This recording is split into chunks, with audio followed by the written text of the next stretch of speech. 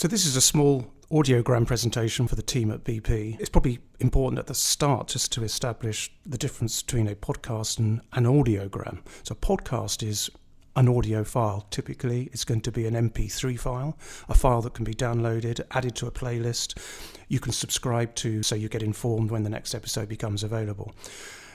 An audiogram is slightly different because you're adding a couple of visual elements, namely the subtitles and perhaps the audio waveform of which is the visualization of what's being said. Those two elements turn it into a video.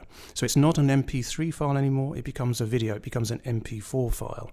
And because it's a video file, that allows you to do a little bit more with it. You can actually incorporate more than one still. It's not just a poster frame. But I think it's really important that you don't overdo that. Otherwise it becomes a video, and actually videos, if you don't get the right pictures against what's being said, it becomes distracting. And I think the great thing about a podcast or an audiogram is the fact that it's a narrative and you can get immersed in that. You can plug yourself in, you can listen to what's being said. You don't get distracted by what's being on the screen. So it's great to have a few images, but keep those stills to a minimum. Otherwise it starts turning into a full-blown video.